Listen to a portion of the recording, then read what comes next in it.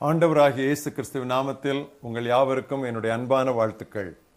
இந்த நாளின் தியானத்தின் தலைப்பு கடவுள் தீபம், காட் கிவன் கான்ஷியன்ஸ்.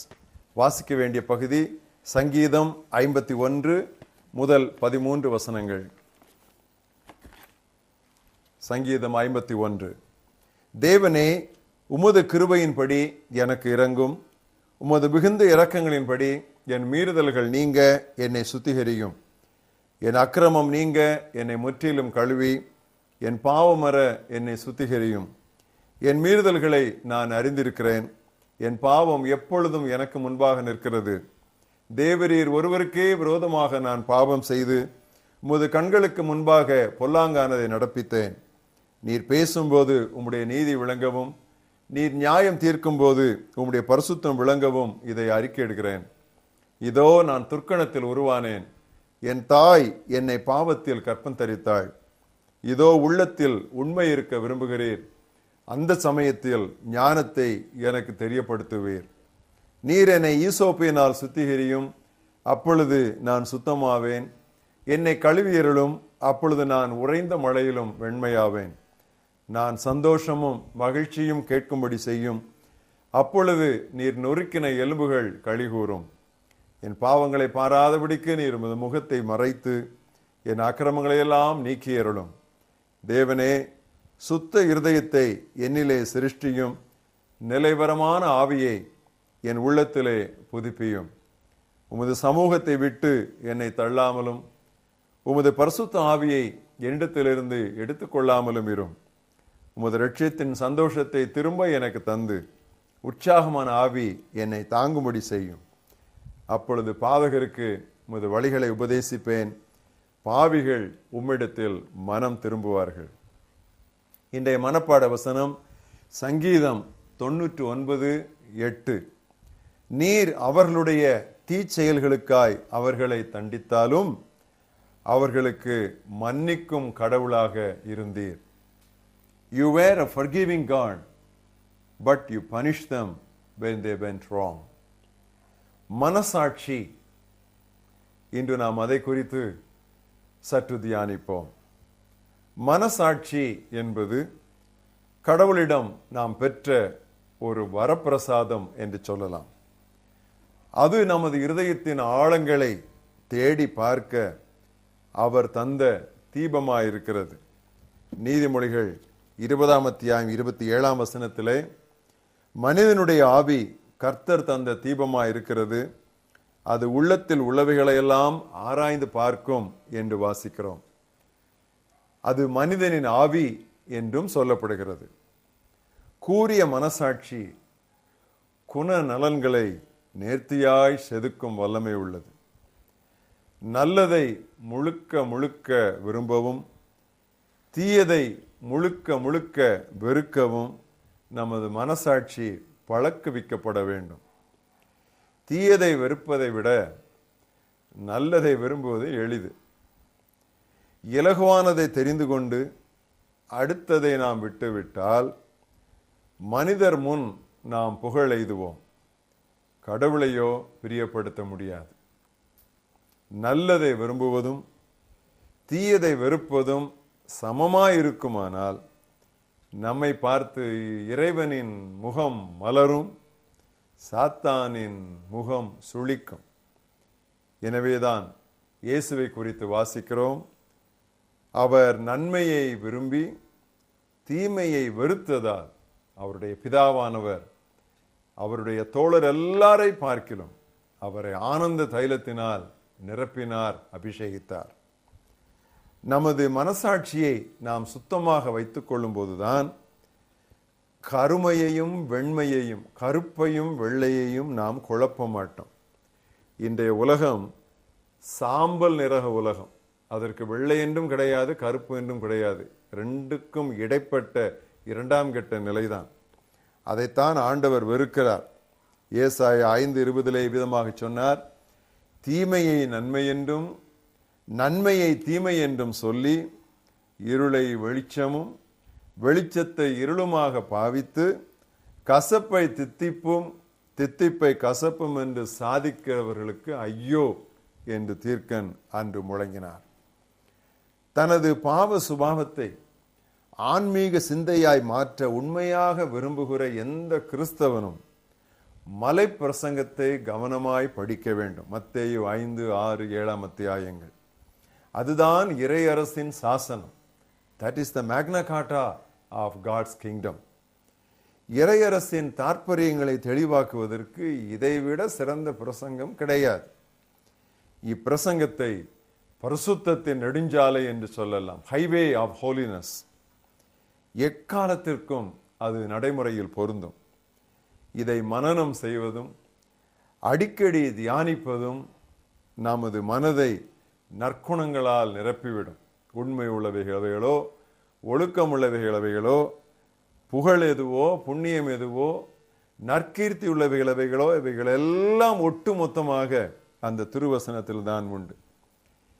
இக்காரியங்கள் நாம் திருவசனத்தை அதிகமாய் தியானிக்கும் பொழுது நமது சொல்லிலும் செயலிலும் வெளிப்படும். நமது இருதயங்களில் இருப்பதே நாம் பேசுபவற்றிற்கும் செய்பவற்றிற்கும் காரணமானது என்று இயேசு சொன்னார்.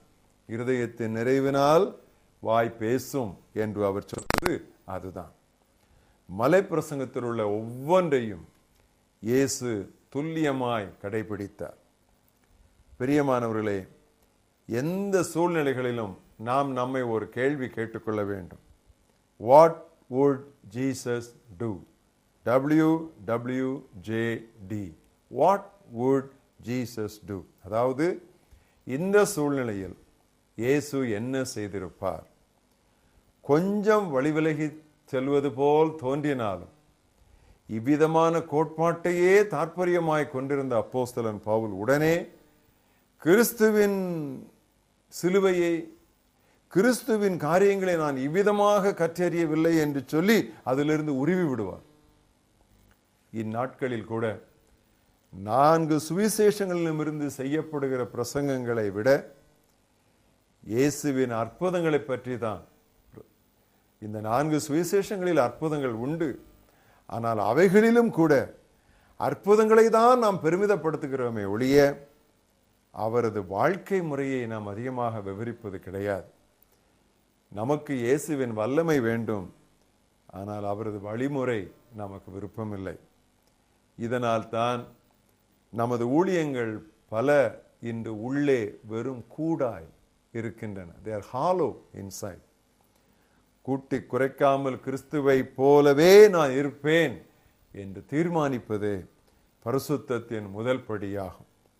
அவரது வாழ்க்கையை அடிக்கடி அலசி பார்க்கிறவன் அவரை போலவே மாறிவிடுவான், இது நிச்சயம்.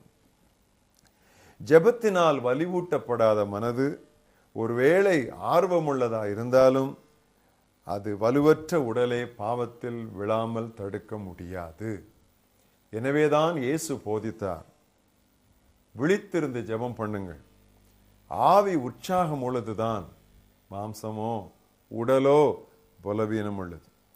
ஜெபத்தில் விழித்திருப்பதென்றால் ஜெப சிந்தையை நாள் முழுவதும் கொண்டிருந்து கடவுளுடைய நினைவையே நம்முடைய இருதயத்தில் எப்பொழுதும் தக்க வைத்துக் கொள்ளுதலாகும்.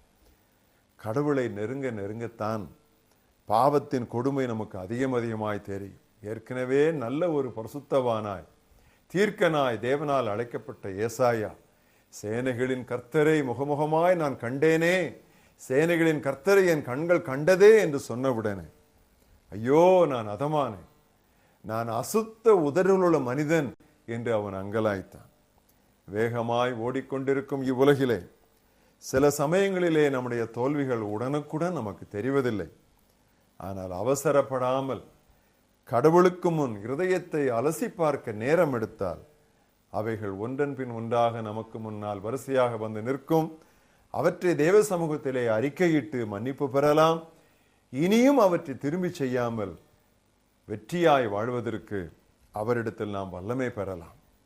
எனவேதான் வில்லியம் லாங்ஸ்டாஃப் என்று 18ஆம் நூற்றாண்டிலே வாழ்ந்த பக்தர் ஆங்கிலத்திலே take time to be Holi என்ற அருமையான ஒரு பாடலை ஏற்றினார்.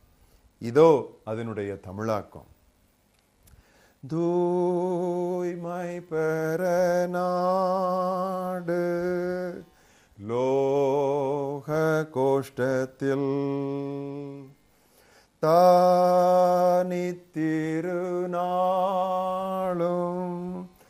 அவர் பாதத்தில் இயேசுவை போலாவாய் நோக்கினவரை பார்ப்போர் உன்னில் காண்பார் அவர் சாயலை.